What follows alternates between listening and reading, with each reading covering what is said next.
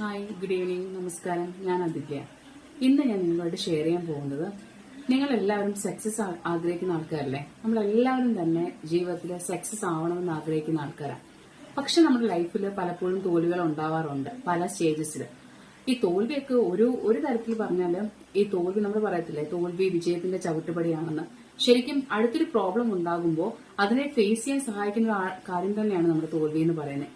എങ്കിൽ പോലും നമ്മൾ നമ്മുടെ ലൈഫിൽ സക്സസ്ഫുൾ പേഴ്സൺ ആവണം. അതിന് നമ്മൾ കുറച്ച് സ്കിൽസ് ആർജിക്കണം, കുറച്ച് കഴിവുകളൊക്കെ നമ്മൾ ആർജിച്ചെടുക്കണം. നമുക്ക് എല്ലാവർക്കും കുറച്ച് ഇൻബോൺ ടാലൻസ് ഉണ്ട്, ജന്മനാ ഉള്ള കുറച്ച് കഴിവുകളൊക്കെ ഉണ്ട്. അപ്പൊ അതൊക്കെ നമ്മൾ അതൊക്കെ കണ്ടെത്തി തിരിച്ചറിഞ്ഞ് പോളിഷ് ചെയ്തെടുക്കും. അതുപോലെയാണ് നമ്മുടെ ലൈഫിൽ നമ്മൾ ആർജിച്ചെടുക്കുന്ന കുറച്ച് കഴിവുകൾ.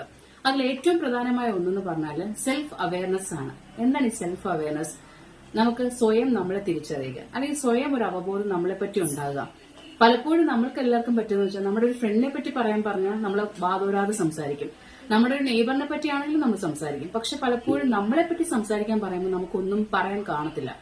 അവിടെയാണ് നമുക്ക് സെൽഫ് അവയർനെസ് ഉണ്ടാകുന്നത്. എന്തൊക്കെയാണ് എന്റെ ക്വാളിറ്റീസ്, എന്റെ നെഗറ്റീവ്സ് എന്തൊക്കെയാണ്, എന്റെ പോസിറ്റീവ്സ് എന്തൊക്കെയാണ്, ഇങ്ങനെയുള്ള കാര്യങ്ങൾ നമ്മൾ മനസ്സിലാക്കി നമ്മുടെ നെഗറ്റീവ് സൈഡിനെയൊക്കെ നമ്മളൊന്ന് പോളിഷ് ചെയ്ത് കുറച്ച് പോസിറ്റീവ് ആക്കണം. അങ്ങനെ ഒരു സ്വയം അവബോധം നമുക്കുണ്ടെങ്കിൽ തന്നെ നമ്മുടെ ലൈഫിൽ നമ്മൾ സക്സസ്ഫുൾ ആവാൻ പറ്റും. ഇതൊരു ഫസ്റ്റ് ടിപ്പാണ്. Have A nice day.